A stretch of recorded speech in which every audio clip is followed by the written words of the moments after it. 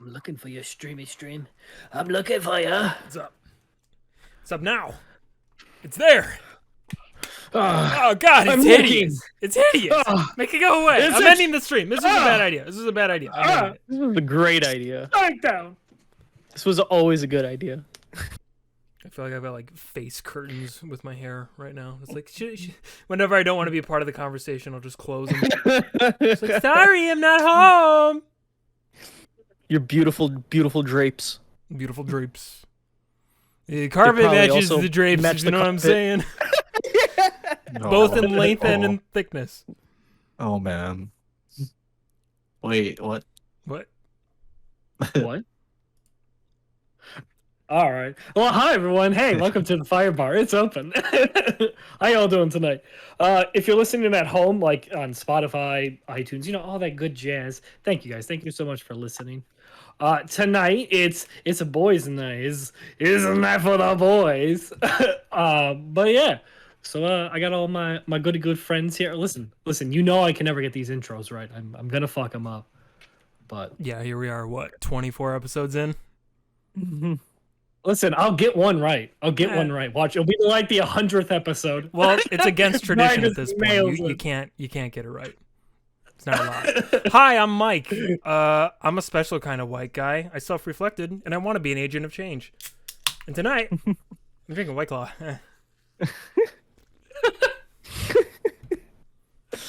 Hi, I'm Akhtar. I'm. Hi. Best one yet.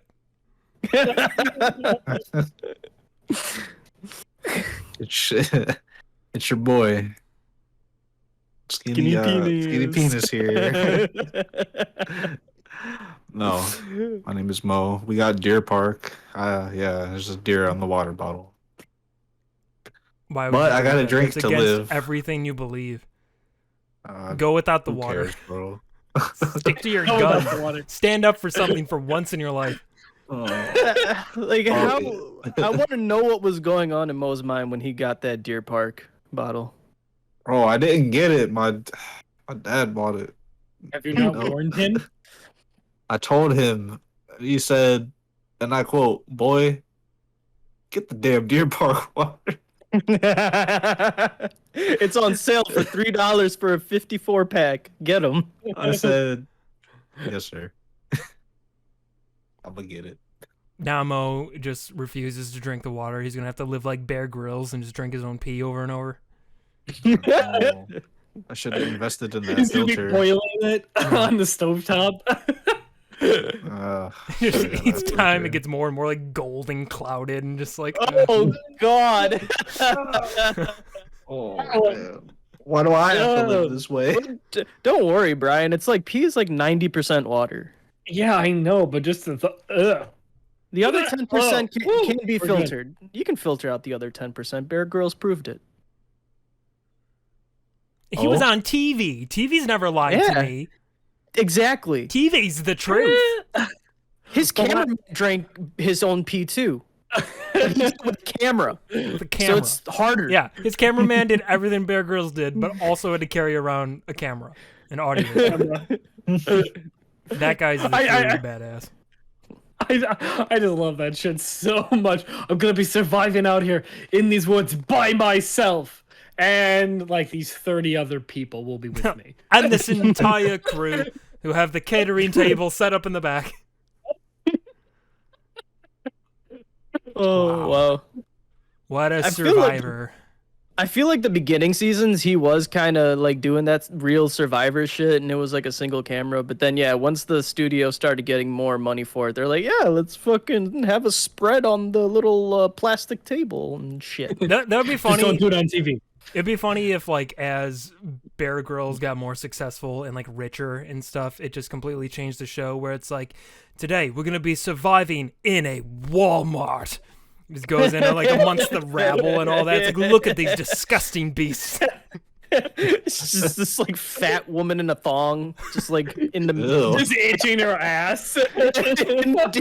May not be able to survive this time. Gets her finger under the thong, kind of like snaps back. It's like, jiggle. You can get lost in it if you go in too deep. Stare into the abyss, and the abyss stares back at you. Oh my god. What is happening? Poor Bear, bro. I feel bad for him now. This but is a dude, he- hypothetical, Octar. This hasn't happened. Oh, yeah. You don't need to feel bad for Bear Grylls. He's doing just fine. Probably. Yeah. I don't know. Has he been in anything lately? I don't fucking know. Wasn't he on like some cooking show recently? I thought. They did How to shit cook with your Zac own Efron piss. too. So here I am. I'm gonna cook this souffle in my piss. We're going to marinate it overnight in my piss. Really let it soak in the juices. Ammonia. And the day before, I had a Big Mac, lettuce, carrots, a bowl whole of pack asparagus. a bunch of asparagus. Bro. Asparagus pea is not cool pea, bro. Oh, man, it is. You have zero consideration for the person after you if you do asparagus pea. Dude, I like asparagus. I'm kind of weird. Like I like. I love it. No, asparagus is good, but the way It's it makes your pea delicious. smell, dude. Yeah.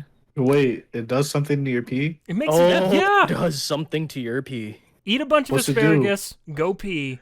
This is your homework, Mo. You're gonna do science today, my guy. But I Mo, can't. have you ever seen Austin Powers? The third one?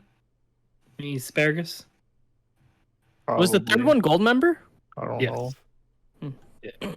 Maybe. I don't remember. And now, for our most exciting segment, has Mo seen Austin Powers 3? I don't remember. I don't remember. Are you okay? We're gonna bring that Yeah, segment back, so hopefully you guys liked it.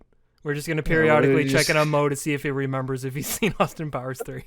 You just put me on the spot there, bro. Maybe we He's can not get a gonna little actually- graphic for it and pull it up. He's not gonna ever actually watch it. We just want him to know if he remembers. Octar, can you make a jingle about this segment? Mo trying to remember if he's seen Austin Powers 3. You got it. You got it. Fucking 10 episodes later. I was literally thinking just like a small little jingle like the Austin, like, and that's it.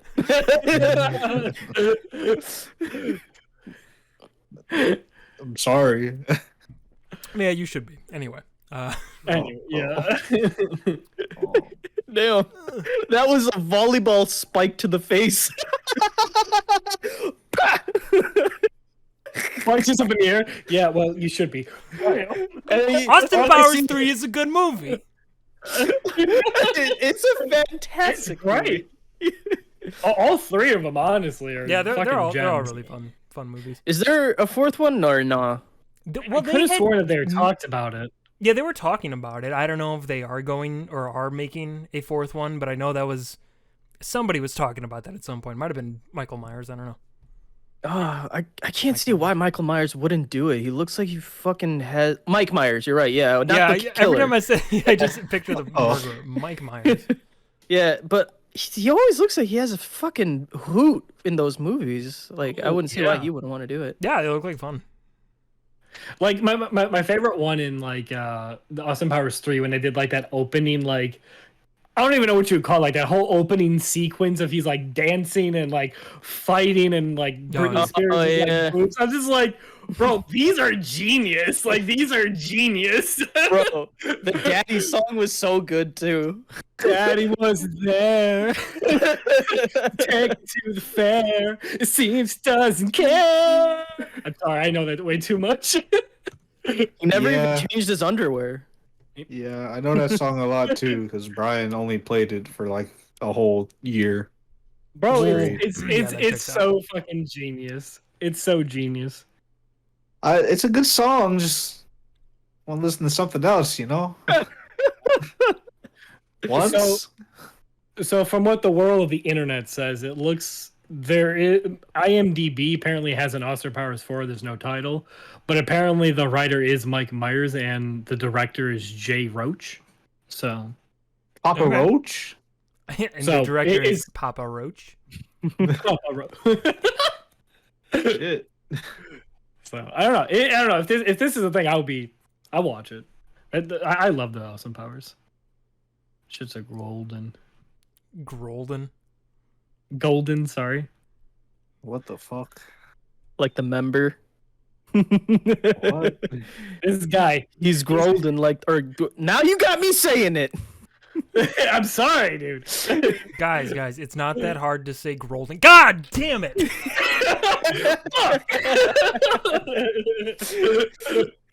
Oh, Josh Grolden. Dave Grolden. This is a good bit too. Can we get a graphic for this one too? No. Graphic and a jingle. All right. So we're diving straight in. So okay. So about what was it? Last week, I texted everybody, and I know Mike have seen it because I think he mentioned it a few podcasts ago, if I remember. Yeah, I think. But I saw it like right when it came out. Yeah, I watched it like a week later, or like during like the week it was out. But anyways, so I texted the group and I said, hey, I know Mike mentioned it, and I'm like, well, I like Bo Burnham too, and I'm just like, hey, everyone, go watch Bo Burnham's new Inside. Go check it out, and we'll talk about it in the podcast. So now everyone has watched the I don't know, in my opinion, a masterpiece that Bo Burnham has created. Yeah, and I guess real quick, we're gonna like dive deep into it and talk about all the stuff in it. Not that it's like anything with a comprehensive plot that could be spoiled, but there's a lot of stuff in that special that I think is best seen with fresh eyes. So absolutely, if you plan on watching it, watch it first and then come back and listen to this later, because yeah, exactly, it's really good, man. Like I mentioned in the text, I think it's my favorite thing Bo Burnham's ever done. Let me. I have to just say, and I agree with you 100%, Mikey. And you guys already know what my stance is with Bo Burnham. I'm personally not like I'm not the biggest fan when it comes to, song comedy, personally. And there's just something about just, normal stand-up, just the rawness of it, where it's just a dude with a mic that I absolutely love. And like for a while in the past, I really wasn't much of a Bo Burnham fan in general, but I respected the art. I swear to you, I respected the art. But this right here, this special actually made me just going from respecting him to like, I'm a fan. I'm a fucking fan. Like, this is amazing. Like this was by far, like, this changed me for as far as like viewing him as a comedian now. He's fucking awesome at this now. Like you, Mikey, it's, in my opinion, also like a masterpiece, honestly. Fuck yeah. Well, Dude, like, it's to kind of give a little bit of a context. So, Bo Burnham hasn't been doing like live comedy for like the past 5 years, and again, this is mentioned in the special. He got to a point where he was having very severe panic attacks on stage. And so he said, like, okay, I'm going to take a break from this. And I mean, in that time, he's still been doing stuff. Like, he came out with the 8th Grade movie. Again, I don't know if you guys have seen it. I have. It's very good. Worth a watch. But this was something he did, obviously, during the pandemic. And he did it all himself. All the writing, obviously the performing, the directing, set up all the equipment, audio, editing. Like, it's a one-man crew, the entire thing. And I'll tell you what, like, and I know you guys probably feel this too, but like being content creators and like trying to do that kind of stuff, the stuff I try to do in my room with like a green screen and a camera, like knowing all the effort that goes into that, and then seeing one guy do all of this, I'm just like, this is, dude, it's mind blowing. Oh yeah, it is insane. So like that right there, like as I was watching in the beginning, like just watching him literally do everything, like with the lights, and like I'm catching him like moving his hand and doing that, and like for me, it took me back to like my college days, back when I was doing production, and like it was so like refreshing to kind of like just really sit there and appreciate, just like like it takes a lot of work to make something beautiful, and you can fucking do it by yourself. Like, look at this. Like it's just, oh my god, dude, it's beautiful. Right. So to me, that was like a painting. That was gorgeous. And I was legitimately astonished too, because like with what he created in a year, like that is actually like with especially like you were saying, Mikey, production, writing, acting, camera, adjustments, vocal adjust, like all of that to do in a year, like that just shows his like skill as just an overall like entertainment individual. Like insane. Oh, 100%.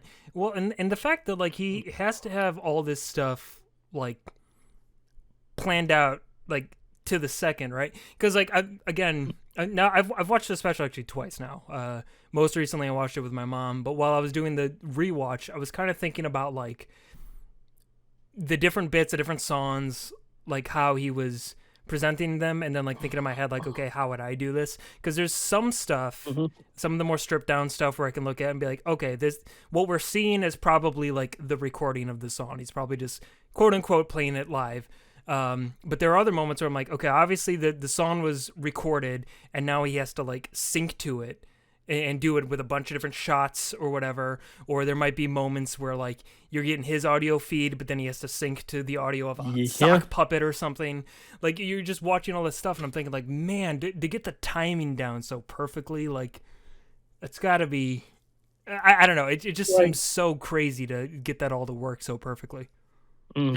Just like the bit with the when he's watching himself, like do the like YouTuber Twitchy thing. I'm just like, oh my It's god, a reaction video. Yeah. oh. I don't know about you guys. I was getting just from that scene, and it might have been the point, it might not have been the point. But I started getting extreme anxiety during that scene specifically, actually, because you get the first reaction. The first reaction, him doing whatever, that was a mask, right? And then the second reaction, okay, now he's kind of getting deeper into his character. He's analyzing himself.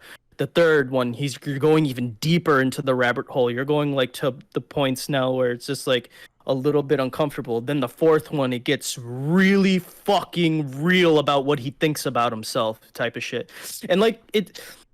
And hear me out, as far as a comedian goes, yeah, it's probably for entertainment factors, but I mean, I can't think that there isn't like a lot of himself that he was letting out vocally when he was doing all those like 100%. deeper and deeper and deeper and deeper analyses about himself. Well, that's always been Bo. He's always been very self-reflective and honest about what he thinks about himself and the things he feels. To give an idea too for people who haven't seen this, it is a comedy special, and it definitely is really funny at times.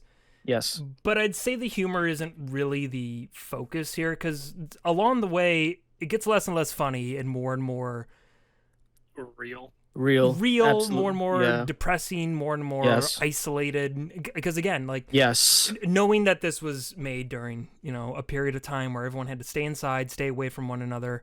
You can kind of get the tone of it already and where it ends up going. And Bo being someone, again, if you've been following his stuff, he's always been really open about his mental health problems. One of mine and Brian's favorite things is at the end of his last special, Make Happy, he did this big Kanye rant that, started joking about, I can't fit my hand in a Pringles can, they put too much stuff in my burrito. And then it goes off into like how he's just like, man, like I performing on stage, the anxiety I get, like my problem is like the audience, I need you guys, I love you guys, but I fear you guys, I want to say my stuff, but I want to make you happy, but this, that, like all this stuff that he has going on in his head. And like, dude, this special is like the culmination of all that, right? And I would even say, sorry, go ahead. I would honestly even say, like, I could be wrong, but I would even say that this special actually, not only did it kind of show that he may not have got, I can't make my assumption on this. It's just my assumption, actually. I can't make like a factual like statement on it, but I feel like he did really get over his anxiety to the crowd, because what he released as a Netflix special, here's the thing. As a stand-up comedian doing that live, you get the feedback right away. You get the audience isn't okay with that. Okay. You get that instant feedback, or okay, the audience is eating this up. I can go. He's not getting any of that in this special. He's getting zero feedback. And as a comedian, that's a very daunting thing, because when this releases, you have zero clue what anyone is going to think. So I think in a way, like it also shows how he actually got over a lot of this anxiety as well, because Yeah. this type of release, in my opinion, is much scarier than the on the spot release. No, in one of the opening songs, and then it's reprised later. But there's the line that basically says like, uh, can you tell a joke when no one's laughing in the background? Yes. And again, I'm not here to say that like I understand all the plights of Bo Burnham, but that's kind of what being a YouTuber is, right? You make a funny video, you think it's funny, but you don't know. No one's there to laugh at it in the moment. No one's there to tell you that like, oh, it's a funny idea or it's not or whatever. You just work and work and work on this thing. And I know for myself, by the time I'm done, I'm like, I have no fucking idea if this is funny. It's not making me laugh anymore, but it's done, Yes. and I'm gonna put it out there, and hopefully someone else will find it funny. But even the thing like Brian, when we were doing that Dragon Quest Builders 2 stream, and like your mic would cut you off like every time you were laughing. There's something so eerie about like telling a joke, and especially when you know someone else is there, but getting nothing but silence. And you're just like, Yep. okay, all right, like. So yeah, I totally get that anxiety and how terrifying that can be. Mm-hmm. Well, no, see, like,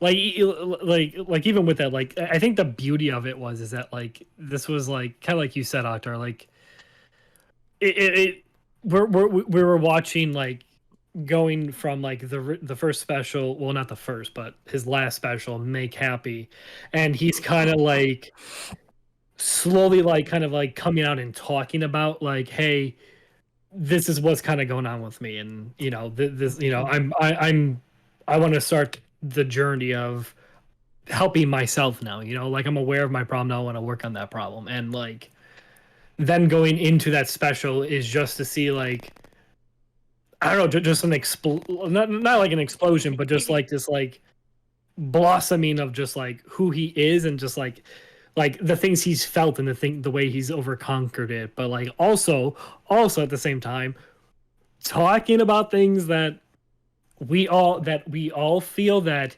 he felt, that he's just like, well, I'm just gonna say it because I know no one else wants to say it, but this is just how everyone else is feeling too, like in certain songs. And it's just, I don't know, it was just like that one thing where just like it was a way for him to like heal himself and get like a lot of just the whole year and everything that he's went through, and everything in a way he feels like that we've all felt off his chest, while at the same time helping us get off our chest as well. It's just, I don't know, he nailed it. He did really, really good on that. And I think you brought up a good point, and I want to branch off of that. And despite his live performances being more organic and everything, for whatever reason, I feel like this performance was much more, even though he had control of all the editing and all of that, for whatever reason I still feel like this performance was much more unfiltered and raw compared to a lot of his live performances. You guys if you guys agree or not, but Yeah, no, that's how I feel. I 100% agree with that, and I think it's a few things. I think it's the fact that he had so much control over it, that it's one of those things where it's like this, for better or worse, in this case I think it's for better, this is entirely his baby. It's not something, again, I'm not going to pretend like I know all the inner workings of stand-up comedy, but I do know it's not just a comic on a stage. There's a lot of inner workings behind that. There's a lot of bouncing back material, trying to figure out what works, or even just trying live, seeing what works, what doesn't, and filtering it from there. Whereas this is like, this is my idea, this is how I want to do it, and I'm gonna do it. And whatever comes of it is just what it is, and to that point, there is a through line with this special, but and even makes a joke about it in the beginning. It's not necessarily like everything flows into itself, like there's a lot of recurring themes in it for sure, but it's also a lot of just like whatever he wants to sing or talk about in that moment, and there's I don't know, it's a great look into Bo Burnham's mind as a person, and I think potentially the scariest thing about this special is you might find yourself relating a little bit too hard, and then Yeah. you're now confronting things that maybe you didn't really have to before, or you didn't really think about so much before, but seeing it laid out so bare, you're just kind of left sitting there like, shit, man, like this is the 2020 experience. This is what so many people were going through during that time, and it's a great, beautiful, wonderful thing, but it's also it's tough. It could be a tough watch. Oh, and you know what was one of the toughest, besides the reaction, one of the toughest things for me to watch, and that part had zero dialogue, and anyone who's a floor tech might be able to relate with me on this. But it was when he was cleaning the window. During the intermission? Yeah. Yes, nothing was said. All he did was clean. It was the second where I saw his uniform and the mop and the bucket, where I was just like, there's nothing was said, but for whatever reason, it was like, I was depressed about it. I was really, it like hit me really hard. I was like, fuck, this is like what I am currently doing. And I'm not saying that I'm ashamed of it in any way, but that is literally like, I don't know, just in the shoes of like what I was doing on what I do on a daily basis at work. I was just like, oh my fucking yeah, dude. What? It wasn't even like it was just the high relatability of that scene that hit me. Yeah, dude, that stuff gave me PTSD when I saw that. I was just like, holy. Yeah, that's what I do fucking every day, actually. Jesus, what the I do that shit every day. Like, that was what was happening. Like, It's okay, Octar. I'm with you, bro. I feel you, my guy. Yeah. Yeah, I honestly was not ready for any of that, and I don't think I should have watched that in the condition that I was in, because I was kind of freaking out a little bit. I was the same way. I was fine. Look at me. Especially when my guy was just talking and pulled out a random knife and then just stared at the screen with the fucking knife. I'm like, I didn't know. Like, my mind went to the darkest place possible. I didn't know what to expect out of all this. I'm like, okay, he's gonna fucking slit his throat or some crazy shit next. I don't know. That part made me really happy because I've used a couple different knives in videos now, and I saw that I was like, that's something I'd do. Well, what I fucking loved the whole time too. I'm like, shit was the whole time. I'm like, what is he gonna do with that knife? What is right. And then cut. Oh, like, I did nothing. Just after an extremely long silence of him staring at the camera and smiling. So uncomfortable. It was so good. And then just right into the next fucking thing. I'm like, okay, I'm with it. I love it. Bro, I tried so hard to just stay on track with everything that was happening. It was happening so fast. I love the white girl Instagram. That was White funny Woman too. Yeah. Oh, you know what the biggest my standout God. about that song is? It's a good. All the songs, by the way, are fucking bangers. Like I think he's grown a pretty lot good. as a songwriter. Like there's some fucking Fantastic. great songs in this. But my favorite part about White Woman Instagram is the visuals. Because he Oh fucking my god. nails it. Nailed those fucking shots. Like I've seen all the photos he's like making fun of, like, and I'm just like, oh my god, it's so good. Like he did a homework. Oh yeah. Plenty of time. The great thing about it too, though, right, is like obviously you got this song making fun of the type of Instagram profiles you see mostly white women make, but then in like towards the end of it, it like gets real about like this story of this woman who lost her mom a decade ago, and she's like, Bo manages to humanize this song where he's making fun of like people's Instagram accounts or whatever. And it's just like, all those people with their, faux artistic Instagram profiles, they're people too. Yep. Finds a way to sneak in a bit of heart. Because, like, as much as I love the visuals of that song, that's kind of like the normie song on the entire thing, right? Like, it's the thing probably most people would find relatable or whatever. But he manages to find a way to like humanize it in a very real way that I don't know. I think other comedians wouldn't. I think they would look at that and be like, I'm not going to do that bridge about, oh, mama, I miss you, give a hug and kiss to dad or whatever, because, like, this is a funny song. We don't need to throw that stuff in there. But Bo's like, no, fuck it. I'm gonna throw it in there. It's a bold choice, and I liked it. Yeah, I liked it too. Actually, Oh, yeah.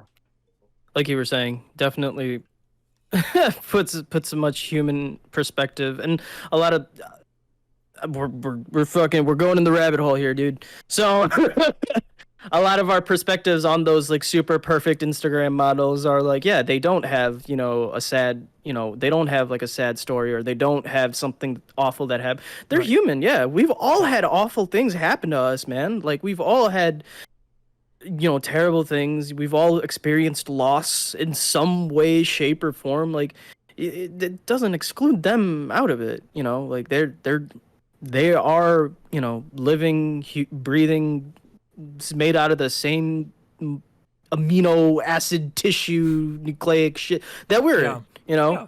they're No, people.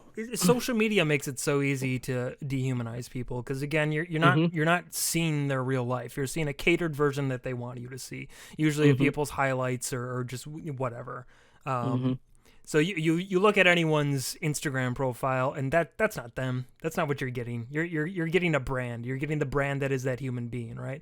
That's the weirdest thing about the point of time we're in right now is we're not people anymore. Everyone is their own brand.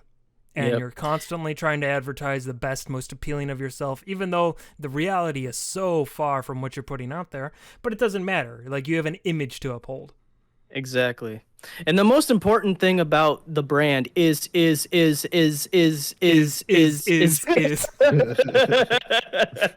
had to rewind that like 4 times. It was so good. The question isn't, are you going to eat Wheat Thins? It's, will you join Wheat Thins in the battle against cancer or whatever? Like, it's just I'm done. so I good. just want some cereal, my dude. Oh, but it did bring up a really good point too, despite, the fact that, these huge companies have so much money to play around with and do donations and all that kind of stuff. He brings up a big point, like these huge multi-billion-dollar companies aren't really doing as much as they really can, Oh no, not by a long shot. And well, and it's funny because like he has a lot of commentary on that kind of spattered throughout the special, because even in one of the beginning songs, healing the world with comedy, that's one of the jokes he makes about, well, that whole song too is about like this rich white man thinking that he needs to get his comedy out there to heal the world, but like one of them is like, should I give away my money? No. Like, no never would I make a real tangible difference. Like, I just want to say shit, and then of course he has his 2 different wonderful synth Jeff Bezos songs that are absolute bangers. The fucking synth solo on the first one is great. So good. I loved the ending of the second one though. It was so good. No. It was just him just screaming super loud and then just Oh, well, that was the first one. Like during the synth solo, he's just okay. like, ah! And then cuts.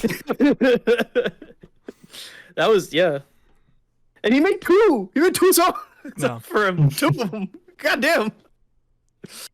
Oh.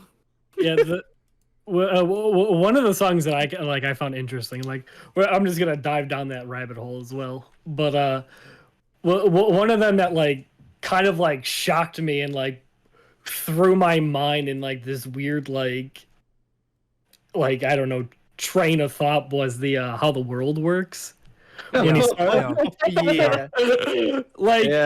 That was my mom's favorite song on the special. Well, that and FaceTiming with my mom, of course, she loved. But yeah, that one's extremely relatable. Super like relatable, 100%. Yeah. And the synth and the singing of that one was like on point. Like on point. So good. Mm-hmm. But yeah, no. Yeah. Oh, sorry. Go on. No, keep going. Go, Sorry. what you're saying about the. Yeah, so like when we got to how the world works, like he started off very jolly, happy, starts talking about all the nice things, and as he's saying that, like, okay, I'm just gonna tell you where my mind was going at the same time as like where I think Bo was going with it, but like as he was saying that, the first game in my head was just like, oh, Disney.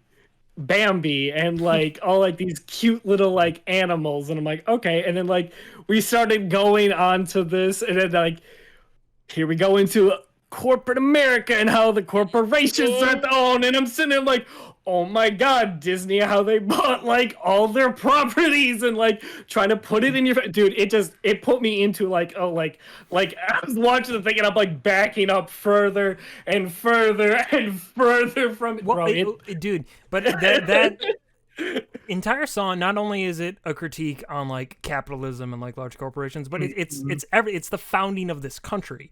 It's talking about how you're stealing people's land, claim it for your own and all that stuff, and it's the unfortunate reality that, again, and it's not even to be pessimistic, it's to be realistic, is that so much of human history is based around bloodshed, based around like genocide, based around seizing land and stuff from people. Like it's dark, and I think to try to ignore it or whitewash it away is a terrible thing to do.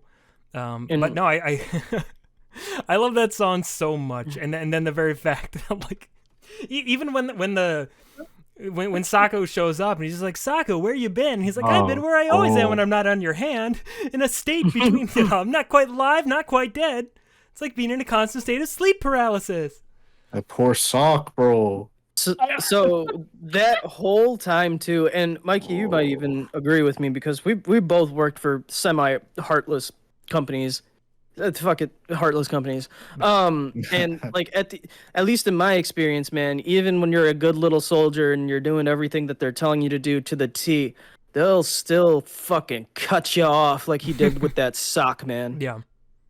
So like it was that song really fucking my jaw dropped. I was like, bro, same. Yeah, just that part of where just like grab him, like, are you gonna behave? Look at me. Yeah. Look at me. Are you Look at me. Yes. Yes. What? Yes, sir. So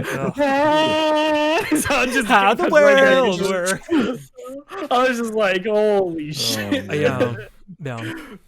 Oh my god, that song just threw me down just like the darkest. Like this is the roller coaster I've entered. This is the fun ride. Here we go. This is the fun house. Here we go. We're going through it. Mm-hmm. Oh my god. I did not know, bro. At the end of that segment, man, my whole jaw just dropped. I'm like, why? You did what you said. How could you do this? Well, that's how the world works, Mo. That's how the world works, buddy. Oh, bro, I've never watched something in my life that just made me sit on the edge of my seat because I'm like, okay, well, I gotta be ready for the next quippy thing, and then it's just normal. I'm like, okay, maybe it's over, and then the fucking room is lighting up with God in the background. I'm like, okay, we took off again.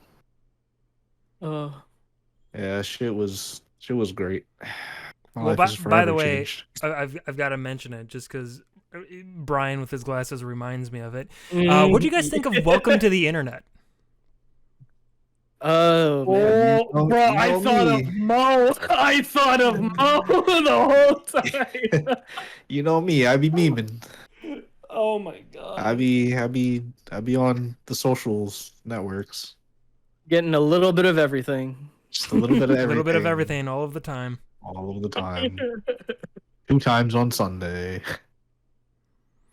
That I adore his approach with that song because it's like it's kind of like a carnival song that just like devolves into absolute madness. And I think too, like in terms of, because with every song, with every bit he's doing, he's playing a character.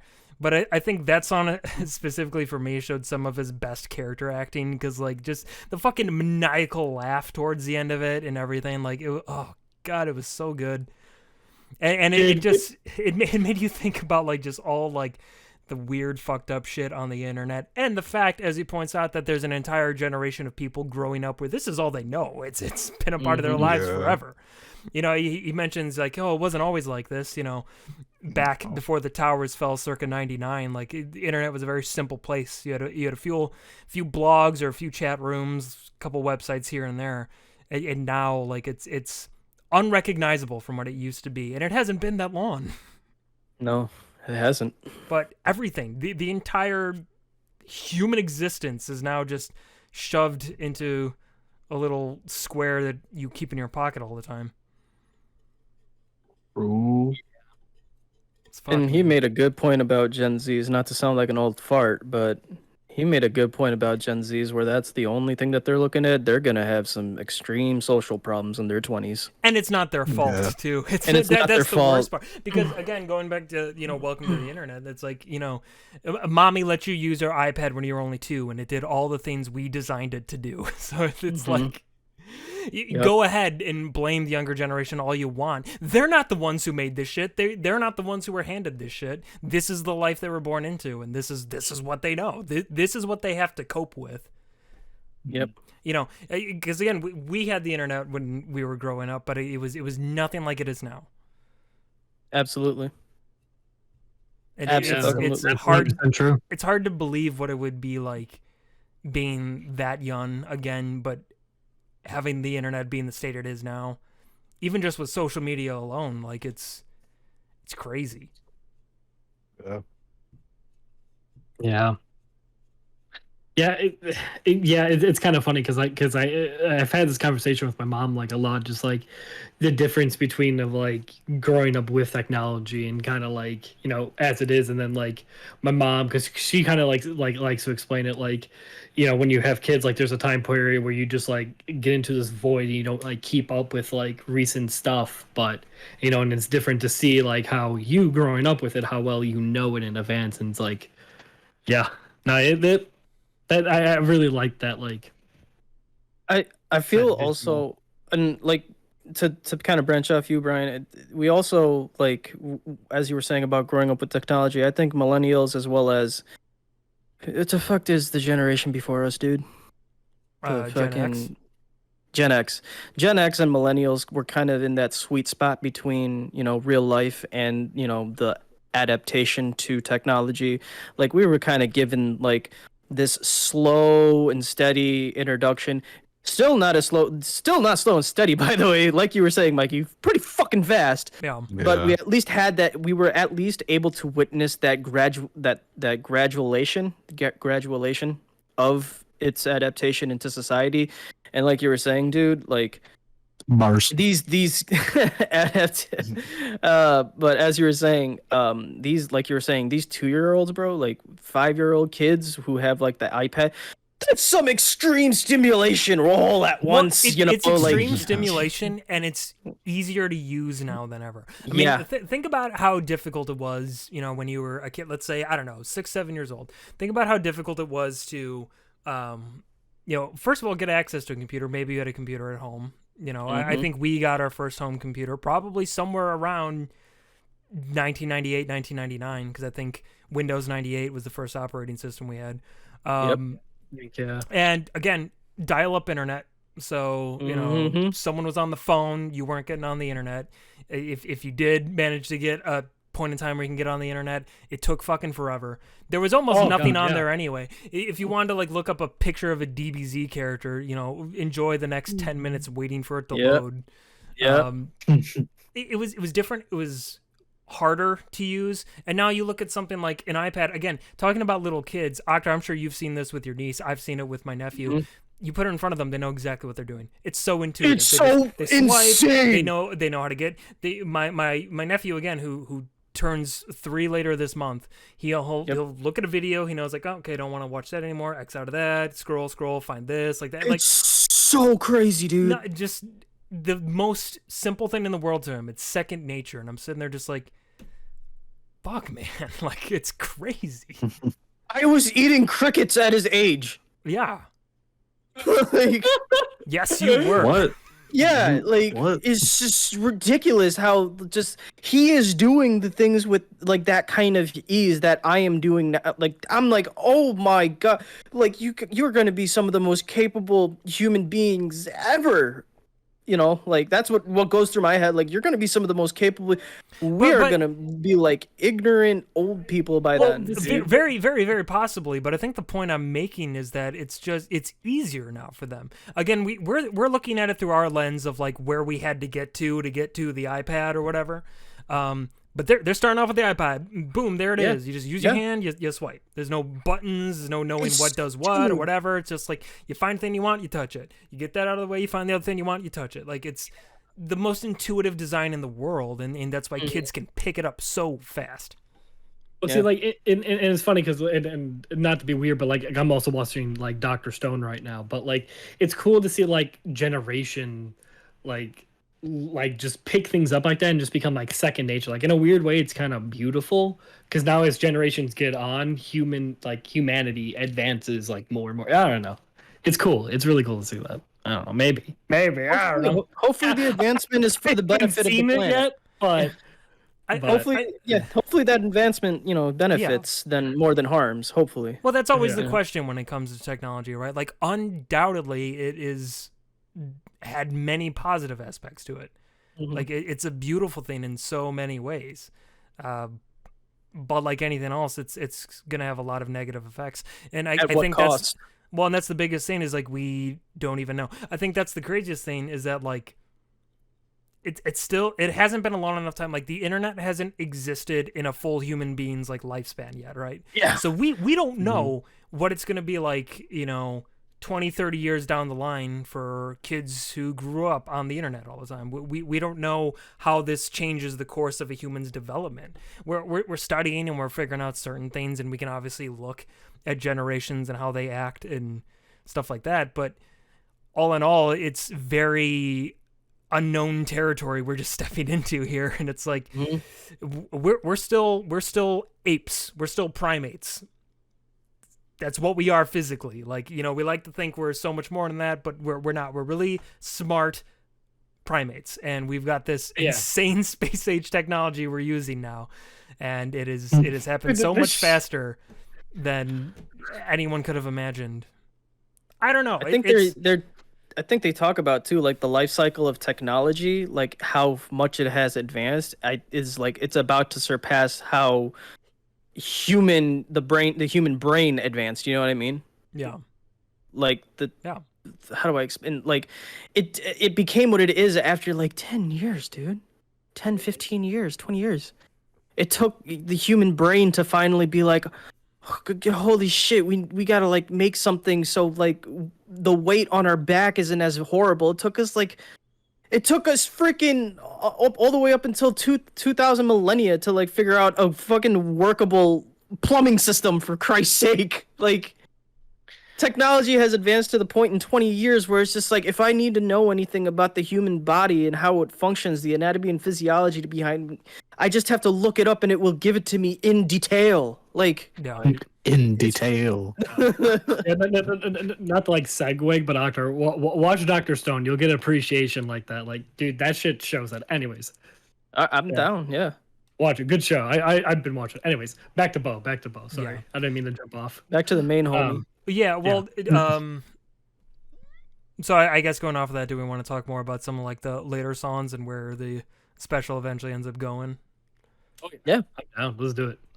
Yeah, so after like really the intermission and towards that, like again the special kind of like steadily gets into darker territory, especially as his mental health starts to deteriorate. And he has a couple gags about it, but then there's one point, and there again, cynical side of me, and also knowing the kind of artist Bo Burnham is and how he plans everything out like by the second, is a part of me that's like, it's probably scripted, but regardless, it felt very real. And there's a point where he's just got the camera and aimed at the mirror. This is also how he introed the special, just him standing with the mirror and the camera there. And he basically just says, "I am not well," and just breaks down crying. Yeah. Mm. Yeah. Yeah. Dude. And like that disembodied laughter behind it.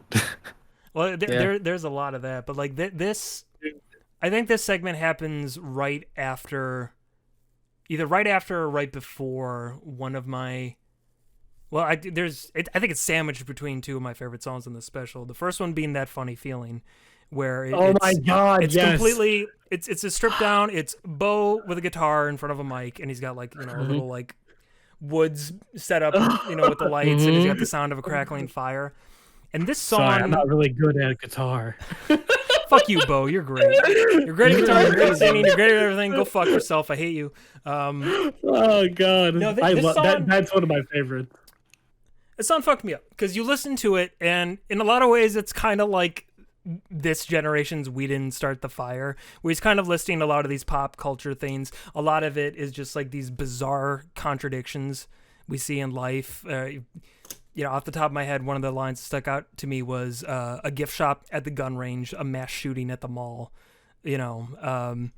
That commentary, you go to a place where they sell guns and the guns are the main thing there, and it's this thing where people get together and enjoy in a hobby, and they've got a gift shop there, you can buy some stuff, but the point there is to shoot things. And then you have like a mall, a place where people are just supposed to buy stuff and enjoy themselves, and you think of all the tragic loss of life that has happened, and those are like movie theaters or stuff like that. To me, this whole song is about being like disillusioned with the world, right? That feeling of derealization, which that's actually a line in the song, like Googling derealization and hating what you find. And what that is, because I Googled it. That line, this feeling of line. disconnect with all of your surroundings, right? Like the things around you can't be real. You can't be living in reality anymore because you just feel so fucking disconnected from all of it, and it's all so bizarre, and you just don't relate to anything anymore. And that's what that funny feeling is, right? And it's like, fuck, man, that's the shit I've been feeling for like the past 5 years of my life. The past 5 fucking years of my life, I've felt like I've been living in this like nightmare reality that isn't real, and that I felt like so disconnected from everything, and I'm like, God damn it.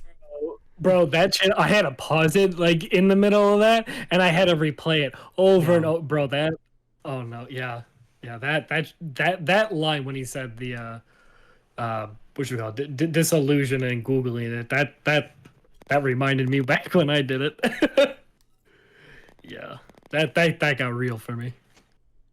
Yeah, and like the other thing too, like one of my favorite lines is, and I'm interested if you guys caught the meaning of it, is 20,000 years of this, 7 more to go. Do you guys know what he was referring to with that? It's I guess you'd call it like the climate calendar.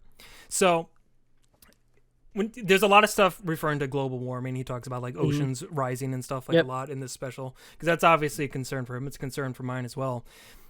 Scientists have said, and again, this special he made in 2020, so really it's more like 6 years to go now. But scientists and like climate specialists have said that most likely, if we don't change course, we have 6 to 7 years before we reach what's known as a point of no return, where at that point, regardless of what we do, the climate has shifted. We can't go back. Like there's the ship is gone, like, and that's kind of what he's referring to, because we've been in this current, whatever you want to call it, climate cycle or whatever, climate age, for probably the past like 20,000 years. And we have reached the end of it and are speeding towards the end of it to a point where there's not going to be anything we can do anymore. I mean, already we've seen the effects of it.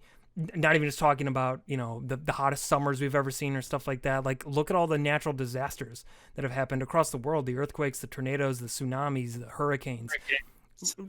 Record-breaking numbers of all these things. The entire world is going to shit. And we are reaching the end. Yeah. And like, it just how terrifying of a thought that is, right? Because again, it's been that thing that we've always just pushed off, like, well, we don't have to worry about it. We do have to worry about it. It's happening now, and it's going to continue to get worse. Especially, and the hardest part too is knowing that like there are little things you can do as a normal person to help, right? But you can't make a difference. You can't recycle enough to offset what a fucking mega corporation is doing to the environment. Yeah. Like you as an individual, and again, I'm not trying to like talk anybody out of it. Like do the little things in your life to make your life a little more green and to, you know, reduce your carbon footprint. All that's all great. Everybody should do those things, but you alone cannot stop it. Mm-hmm. What's even worse is that we're at the age where we're supposed to be able to be in those positions where we can actually stop or at least slow it down. Like we're at that age, man. We're not young spry kids anymore. We're getting to our 30s here. We should be in these positions that, you know, are the people who worked in these places before us were in, and we're making decisions. And those same people are not leaving those positions. So those same killer decisions are just continuing throughout until those people leave. Yeah. And by the time they leave, We're it's too late. fucked. It's too late. Yeah. And we will be blamed. Yeah. Yeah. And, That's all I can people say. Yeah. wonder, and people That wonder, funny feeling. yeah, that funny feeling, right? And people wonder with all that going on, with the fact that the cost of living has completely skyrocketed and wages have not kept up to meet that, how fucked the housing market, all this stuff, and people wonder why aren't the younger generations having kids? Why aren't all you having? Why the fuck do you think we're not having kids? Because it would be the most irresponsible thing we could possibly do. We can't even support the little fuckers, let alone promise that they'll have a decent world to grow up in, because we don't, and it's only getting worse. Yeah. Yep. Can't even support myself, bro. Yeah. Can't support another me. I'm at the fucking age where I should be able to, like, you know, make the money and have the responsibilities to be. It's Right. like, nope, can't get there. Shit. Bro, I have I'm graduated with work with relevant work experience, and I can't find the job. Like, Bro, I will have a heart attack the day I have a kid. I'm not gonna lie. One day I want one, but I'm not right now. Not right now. Everything is going to hell. Yes. No. I'm sorry. no Not right kids now. over here, bro. I just can't. Yeah.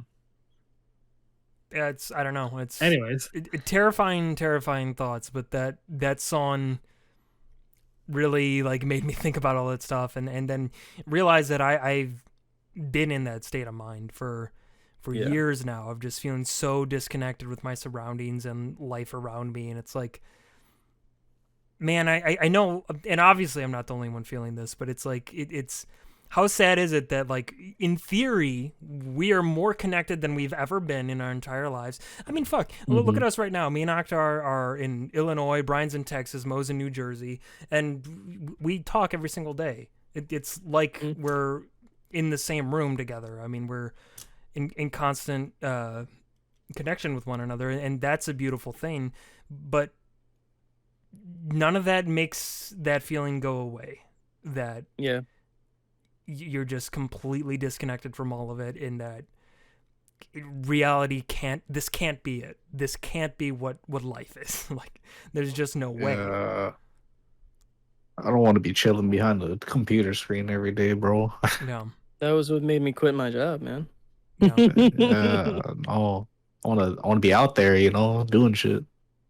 this whole entire special, like, as he was like, it's funny because he even did it in one of his songs, where he was saying, like, you know, what are you doing? You on your phone or even listening? You know, can anyone hear me? But like the whole time, like through the whole entire special, like, as I'm listening to him, I'm just like, was consistently just psychoanalyzing my whole entire, like, just life. Like, anyway, yeah, it just Like, how so? Like, what do you mean? Like, if you don't mind, just- like, elaborate a little bit. just like, oh god, all right, fuck it, I'm just gonna open it. Yeah, do it. Oh fuck, all right, we're going deep right now. We into knew my this was fucking- gonna happen. We knew this was gonna happen. I know, So just I know, let it out, I buddy. know. This is a safe place. Yeah.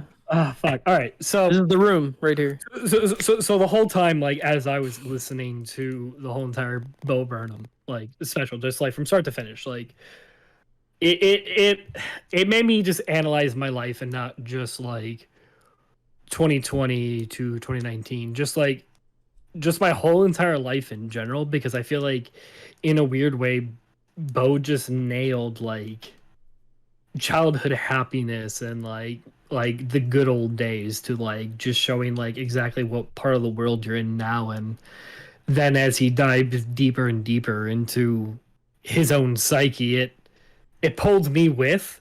And at the same time as he was like facing his own demons, I'm facing mine at the same time, and it just Well, holy like crap, it makes sense why you relate to it so much too, because he's a millennial just like us, man. He's going through and feeling a lot of the same social and witnessing all the social bullshit that's going on all throughout, man. He has a whole segment too where he's like looking at the clock where he's about to turn 30. Oh my god, bro. that fucked That me was up. so sad. That fucked me up. I'm I was like- gonna do that shit. I'm like, That's what's damn, sad. I was bro. gonna do that too. Like all my homies are old as fuck, bro. No. Yeah, bro, I'm gonna dude. Yeah, for context, both me and Oktar turned 29 this year, so we're Yeah. approaching My our last homies are year of our old as 20s. fuck, Yeah. bro. I was gonna blink and you and I are gonna be dead, Mikey. Yeah, pretty Crazy. much. I'm 25. My favorite line of the fucking I'm turning 30 song is, it's 2020 and I'm 30, I'll do another 10. 2030 I'll be 40 and I'll kill myself then. Yeah. Okay. Just real quick, sorry, not to take it, but just because it was mentioned. Oh, go for it. He immediately has a bit after that where he's joking like, just to be clear, I don't want to kill myself, okay? Yeah. And he's like doing all that, and then of course it cuts to like that image on his shirt while he's just like depressed looking off into the corner. But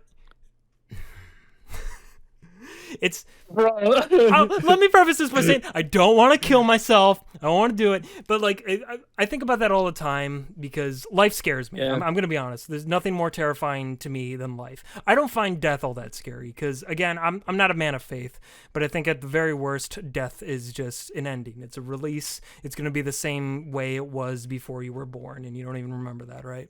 Yep. So that's my belief, and everyone can have their own beliefs. But death doesn't scare me. I'd be a lot more relieved if I went to the doctor tomorrow and the doctor told me I had 6 months to live, as opposed to now where I think like, man, if I stay healthy, I might have another 60, maybe even 70 more years of this.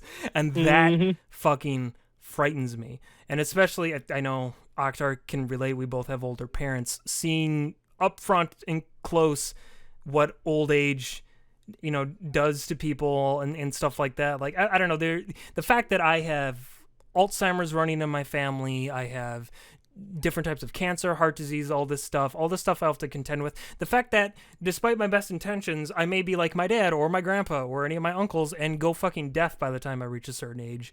And hearing is everything to me. I love music so much. I love all that shit. There is that part of me in the back of my mind that's like, I 100% honest. It's okay, Mike. You always have an out if you need it. Yeah. And it's sad that I have to think that way, but it's honest. That's always in my head. Like, things start going south. You put a bullet in your brain and it's done. And it's done. There you go. That was Dude, like one of the most relatable bits in that entire special to me. Was like, fuck. You're absolutely right. You're absolutely 100% fucking right. I exactly what you're feeling. I was like, holy shit. He's not wrong. Like, Yeah, bro. you're so right. Wow.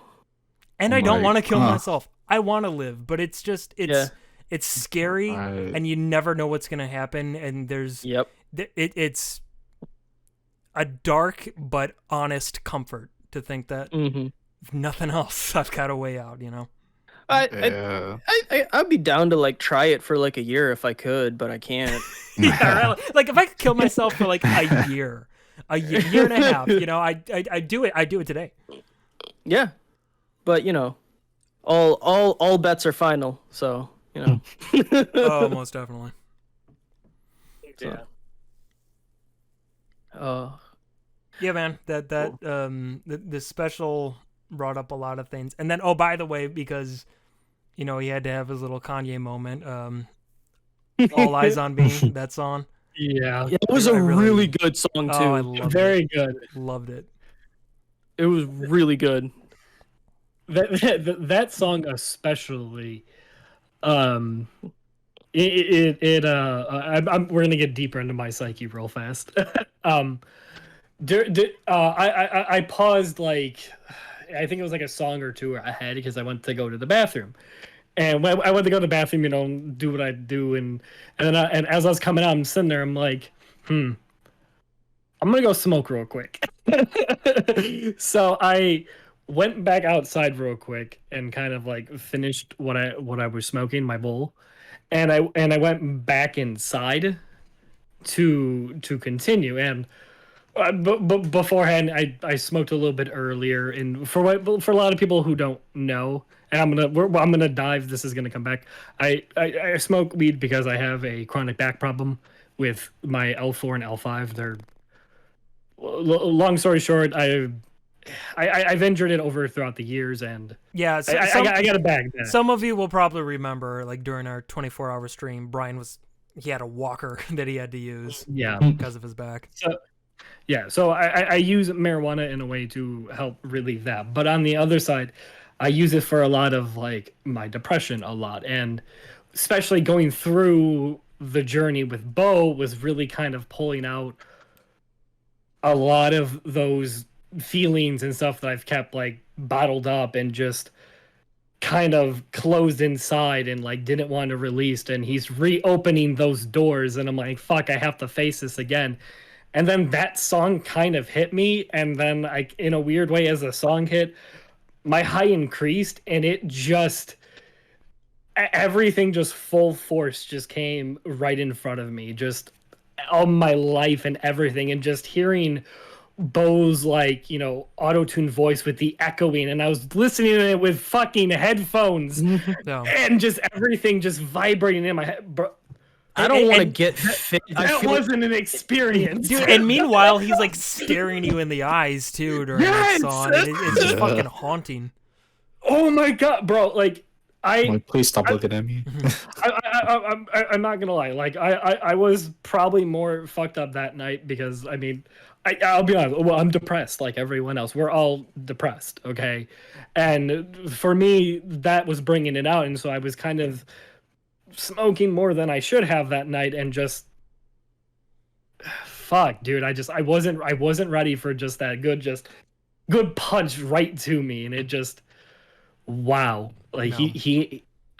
Mike, I told you before, but the man is a fucking lyrical genius. Like he is. No, he's God.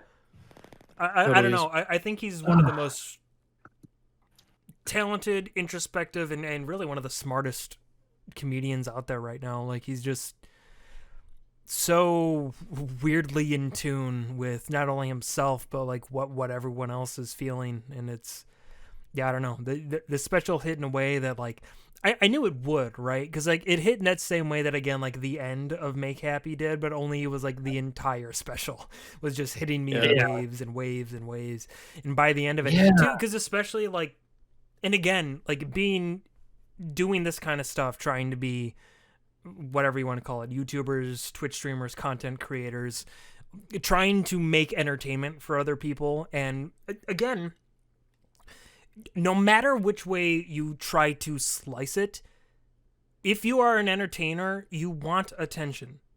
Of course you do. Even if it's just for the thing you're making, you want that to have attention. It's kind of the reason you do it, right? Like, why else would you post your workout for the world to see unless you wanted the world to see it? Right. Yeah.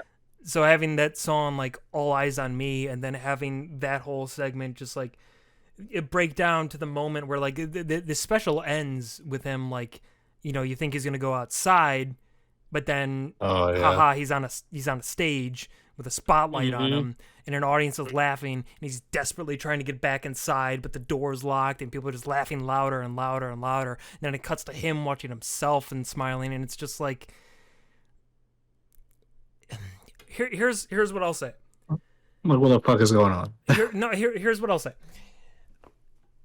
Like what you like, don't like what you don't like. But what you got to understand with content creators or artists or anyone who puts a piece of themselves out into the world, that's what they're doing. They're laying themselves bare for you. Maybe in a small way, where whatever, they're just a streamer playing a video game, talking about their life or whatever.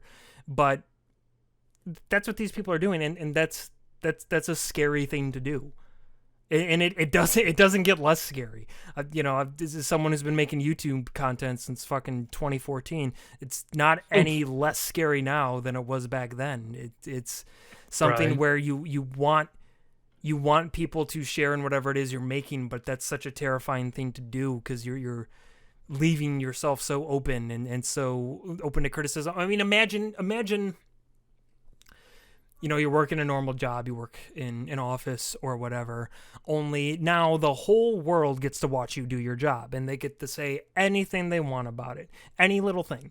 Doesn't matter. Maybe it has nothing to do with their job. Maybe they don't like your fucking haircut today, so they're going to mention that. or whatever the case is, right? Like, you're sitting there trying to do your work. Hopefully it's work you care about. In my case, this stuff that's why I do it. But, like, you're laying yourself bare and you never know what you're going to get. And maybe you get nothing at all. And that's almost worse than getting negative shit thrown at you, is just getting nothing. Putting work. Imagine, not that he ever would. He obviously had a huge following here. But imagine if Bo Burnham put all this time, this entire year of work into Inside, and he puts it out and nobody fucking watches it. Yeah. It fucking sucks. That would suck. At least with the negative reaction, like you were saying, Mikey, at least you have the attention still. Like you mentioned before, you still have the attention. You still have eyes on you. Getting fucking nothing? Oh. You want to talk about feeling disconnected? You want to talk about feeling like your surroundings aren't real? What if you just threw all your work that you put out, like, just into the world and just tried to share with as many people as possible over as many platforms as you can think of, and just nothing, crickets, nobody, not even your family or friends, and you're just sitting there like, what the fuck? Like, it's tough. It's scary, and it's why things are so hard for so many people. And again, like, I respect anyone who tries to make any kind of art or tries to share something with the world, because it's hard, it's scary, most times it's unrewarding, but people do it because it's what they're passionate about. It's true to themselves, and it's really all you can do is try to be true to yourself. Well, see, like, and that's a scary thing of it all, is just hoping that someone or everyone likes what you put out, and it's just, oh god, it can scare you away. That fear in general can just. I think you just not want, even like, you not just even want people like, to care. I think you just care, even exactly. if they care enough to say that they don't like something about it. Just, you want people to care, because when you get nothing, it means that people are like, it's not even worth my time. Don't care. Yeah, and even if people say I don't like it, okay, you can work with that. Right. You can still work with that. Like, what didn't you like? What can I improve? What is it that you think wasn't funny? What is it that you thought was funny? You can actually, like you were saying, even if someone says I don't like it, it opens dialogue for a constructive conversation, and it brings attention on the matter. Dude, if you get zero response, which is it's very common among so many content creators now, because as easily as it is to access and be able to create content, it's just as hard now to get recognized about it too, because there's a whole sea of content. Yeah. And that's the thing, right? Like, it's nobody's fault per se, because again, there is so much content out there that, trying to get noticed in a fucking ocean is it's the hardest thing in the fucking universe, right? It's the hardest thing in the universe. And ultimately, like it or not, that's what determines your success doing this kind of work. I know it's not all about the numbers, and of course it's always the big YouTubers who say that the most. But if the numbers aren't there, that means the people aren't there, right? And if the people aren't there, then what are you doing exactly? Because that's the whole point, again, is to share your work with other people. Yeah. I would, if I ever, even with you guys, like whenever I had shown you guys a new song, or, with the logo, I would have much rather from you guys, 100% always rather get, it fucking sucks, this is why it sucks, Oktar, than 0. Right.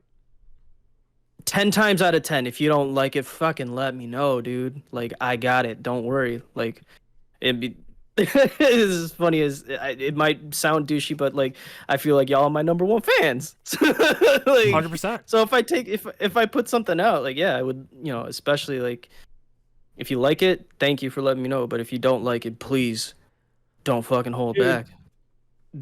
That right there is.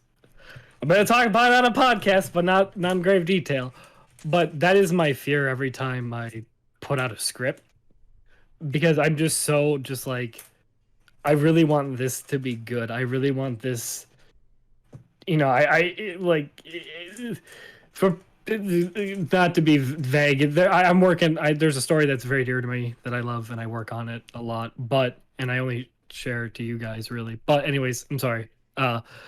It's just that fear of getting just the feedback of just something that you really, really love and something that you put all of your heart into, and then like just the fear of not getting anything. It's enough to discourage you. 100%, and I know that feeling all too well, and that's why I give you guys my word. And like Brian, you know this with your scripts or whatever. I'll always be honest about the work that you guys share with me, and I'll give feedback where I can. And again, not that all my feedback is even all that good, because a lot of times, like example with like Akhtar's music, I don't know the first fucking thing about making synthesized music. Like I'm trying to learn Ableton now. I don't know much about Ableton, so Akhtar sends something, I think it sounds fucking Boehner, but I don't have a lot of good things to say to help him improve, at least right now anyway. I'm trying to learn Ableton, by the way, Akhtar, so maybe at some point I can be more help.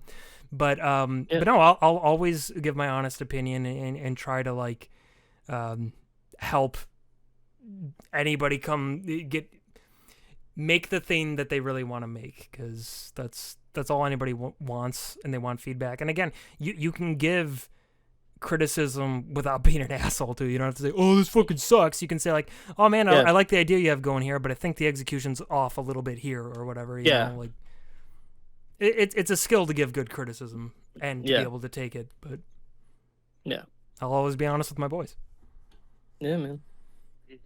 Yeah, and I appreciate that. Yeah, but damn, bro. At the end of the day, some kind of way. I was gonna say, like, I was gonna say too, like, yeah, of course, like if you guys like would say like, dude, this sucks, my heart would it would drop into the deepest depths of Hades, but I'd be like, okay, you're right. What can we do? But like if I at least get like from even a rando Kardashian, like it sucks, I'm gonna be like, all right, cool. At least I got someone listening here. Dude, why does it suck? There we go. We're already getting into it. Why stop now? Y'all want to know why? I mean, you guys know. I'm talking to the audience. Y'all want to know why I don't make Fyre anime anymore? It's because people stopped watching. Like, there was nothing better than, like, putting out that show. And again, I've got all sorts of stuff. Like, you can go back and look at old Instagram posts. Some people loved it. Some people hated it. Some people didn't get it. Some people were like, what the fuck is this? Like... But we were getting something, and that felt good. It's like, oh, people are noticing this thing, and they have opinions on it, some good, some bad, some indifferent, whatever, but at least we're getting stuff here, stuff that you can work off of, and that was really exciting. And again, I know it's the shittiest looking thing in the world, but it takes a lot of work to make an episode of that show. But then something happened where just, like, I put out episode 7, and, like, it got... just a mere fraction of the amount of views. And like the views were going down per episode, and I kind of expected that anyway. But like, for example, the first episode has like over 2,000 views. The 7th episode has just over 100. It just like talk about just whole world just dropped off, and it's just like, why even make this anymore? Like I'm not gonna make it. And it wasn't even like I was getting people saying like, oh, this sucks now. That episode has all likes. I think the people who watched it liked it, but almost nobody watched it. So it's like I'm not gonna keep putting in this effort if nobody's gonna watch it. So that's if you ever look at our channel and ask like, why is there so much random shit here? Well, that's why. Hopefully something will stick, but we don't know until it sticks. And we'll keep making stuff that people like, but we gotta know if people like it or not. Yeah, and fuck it, I'm just gonna talk about it. Like, and that's why, like, for me personally, and like I might even say like a lot of us live in different like states around the U.S., but like that's why just like as a content creator, like for me, I'm trying to save my whole entire life right now to get back to do the things that I know that we all love and all the things that we want to do. And it's as a content creator, it's terrifying because I'm I'm saying that is because like it's scary because I accepted a very long time ago in my life. We're getting deep on this one. Sorry, everyone. But I've determined a long time ago in my life that what I wanted to do was create. What the thing I wanted to do was tell stories and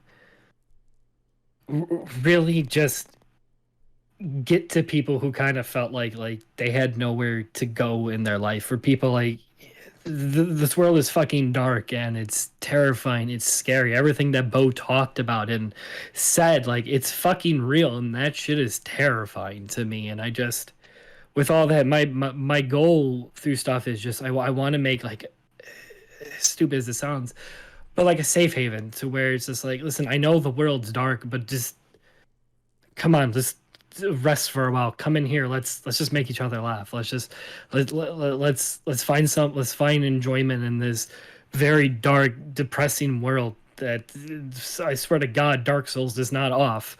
We're so fucking close to that and it's terrifying, but it's just for me as a creator, because it's just, I so bad want to create that, and it's scary because I really hope there's people out there who feel the same way and people who want to see stuff like that. And I don't know, that's just why I try to work so hard with like you guys and what you guys make, and just with you and like it just like I know I don't have all the technology. I'm sorry, I'm going maybe more deep than I should in my life on a podcast, but we're there. We've hit the nail on the podcast anyways. But I just want to say, and just even speaking to like to the viewer, if there's something that you want to do so bad, just do it. I'm so serious. Just it's scary. It is terrifying. It is the most riskiest thing that you can do. But it just, if you give it your all and you just keep going even when it gets worse, because that's the thing, it's gonna get worse, but you just have to keep going, and it's gonna break. It's gonna happen.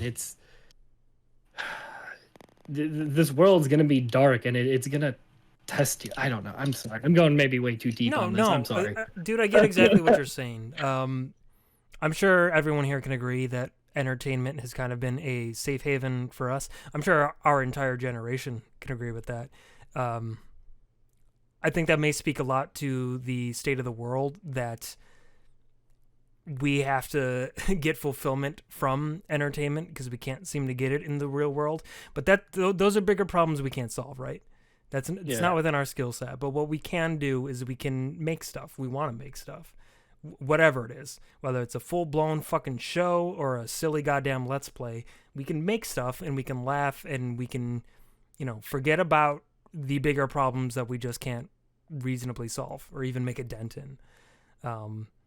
And I think there's a lot of value in that. I think most people know that maybe subconsciously, but maybe haven't really realized that. It's easy to write off any kind of entertainment as, oh, it's dumb, it's a waste of time, it's this, it's that, or whatever. But it's like, it's never a waste of time if you're enjoying it or you're getting something out of it, or it's providing you some kind of haven from darker realities that you're just not ready to face in that moment. And to even have a small part to play in another human being's enjoyment is the most fulfilling thing in the world.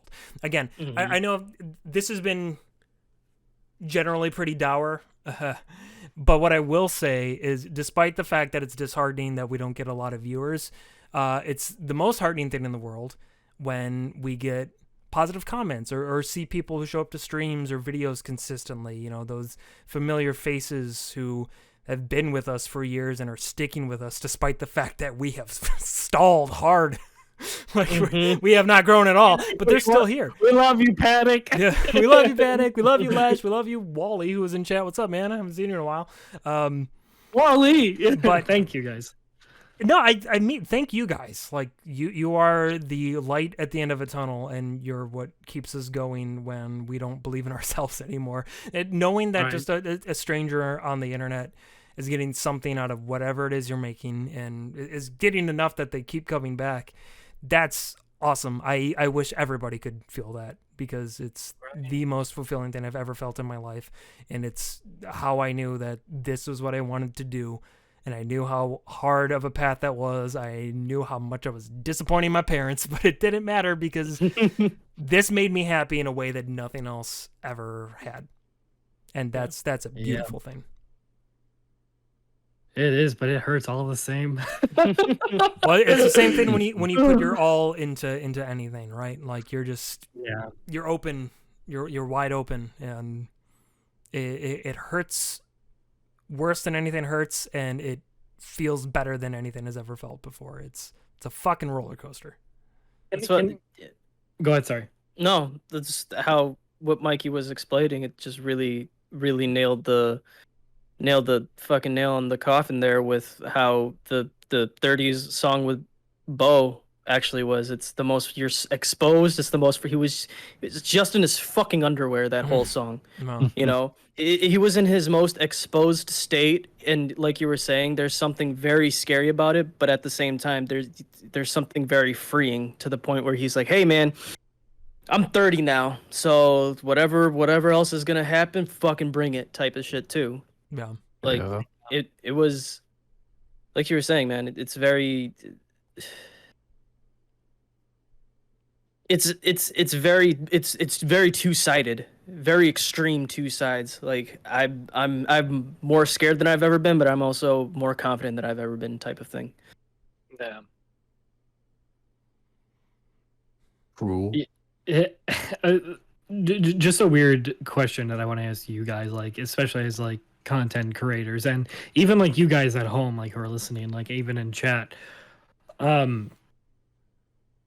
Is there ever something that like you're working on in the moment and you have it just visualized and you're just trying to get to execute, and every time you try it just doesn't work, so you sleep on it and you keep trying to go at it and keep going and it's just not happening, you sleep on it again and you go back at it the next day and you just keep trying and trying, and then at some point you just want to fucking scream?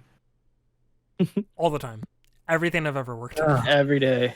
Brian, Yeah. I think I admitted to you at one point that I've never put out a video that is exactly what I had in my mind, or never done anything, whether it was record a song or draw something or whatever.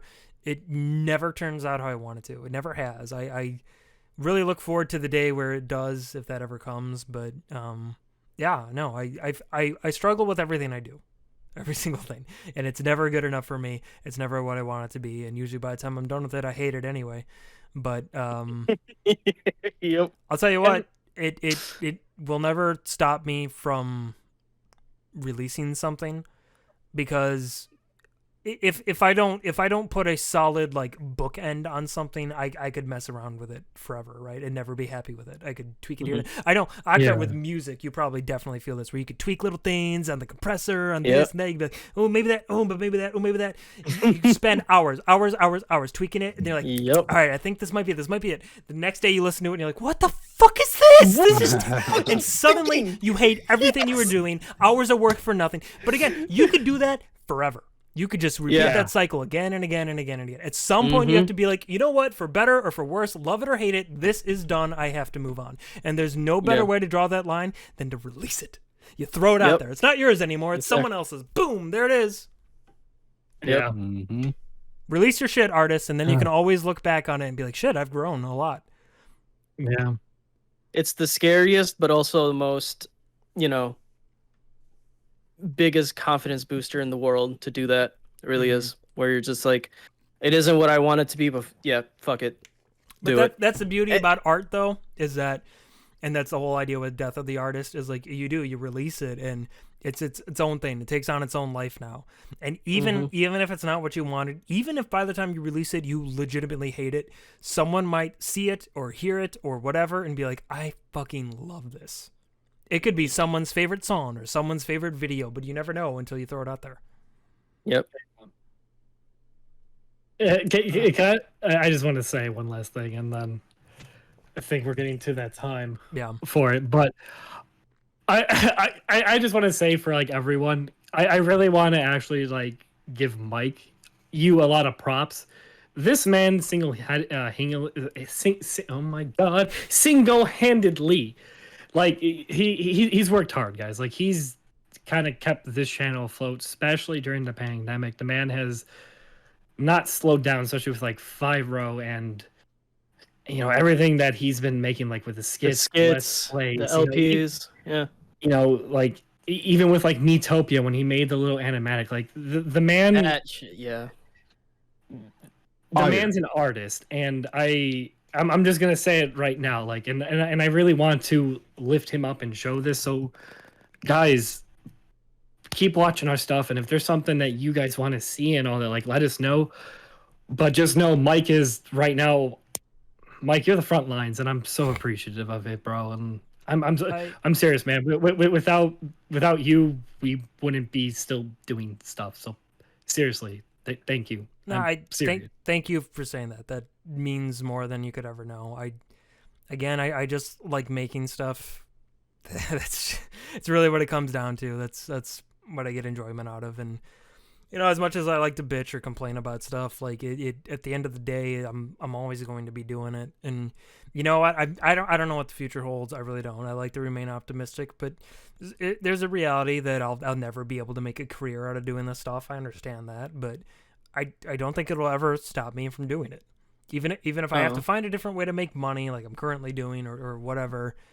If that's got to be the rest of my life, fine. I'm not gonna stop making stuff though, because that's how I express myself. Like that's Exactly. That's a part of me, and if the only way that dies is if I die, like it's just how it is. But regardless, thank you so much for saying that. That was very kind.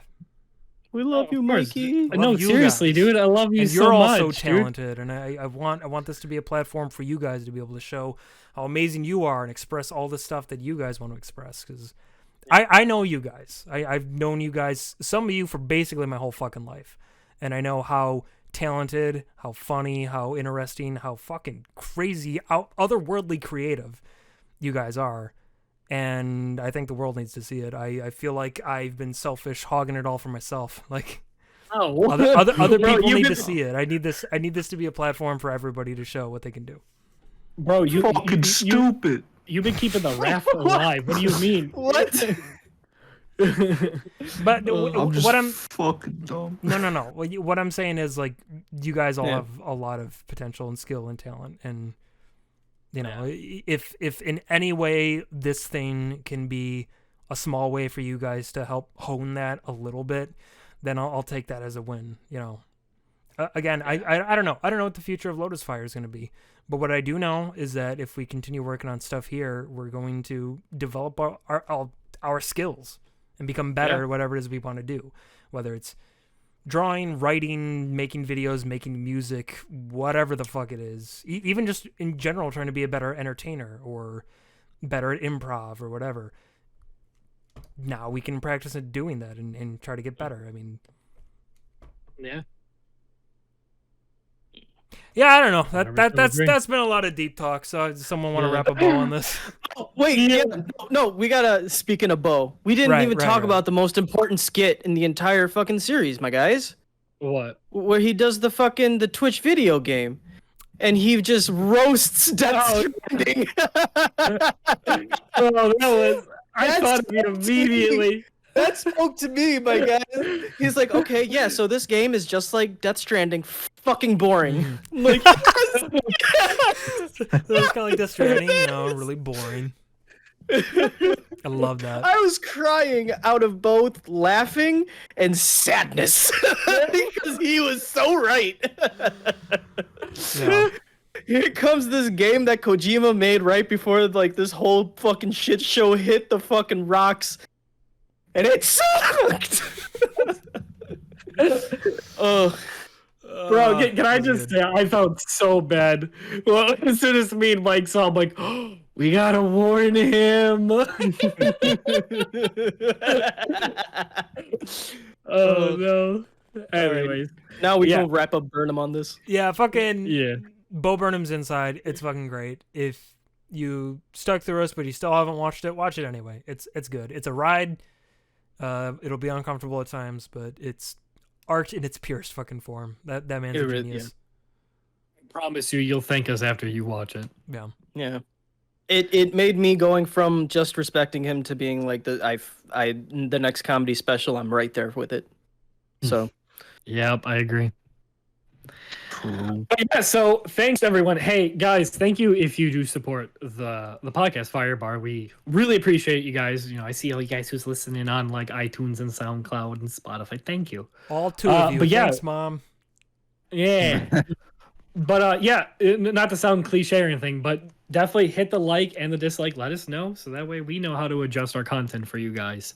You know, hit that subscribe, not to go through that, but please, it helps us. We want to keep doing this stuff. But if you do want to know if you're listening on like Sunday or whenever you do listen to podcasts, we do these live.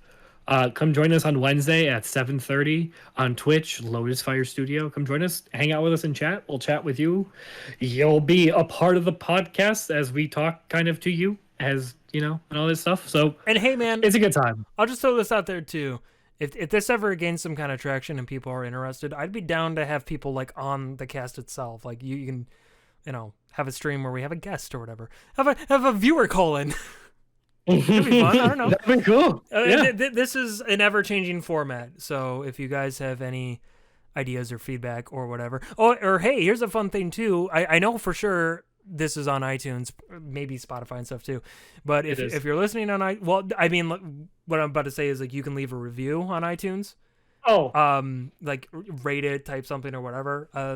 Hey, that's where you listen. Maybe do that. That helps too. So yeah, I don't know. Just give us that feedback. Don't let us throw all of this into a void. yeah, rate me as much as you can. Rate me. Rate my worth as a human being. Be merciless as you rate me. So rate me in my mouth. Rate me in my butt. We gotta go. But anyways, thank Great you everyone. boy. We love you guys. We'll see you at the next bar. Have a beer on me. I don't know. I love you guys. Thanks. and pour some out for the homies. Pour some Always. out for the homies. Bye, fuckers!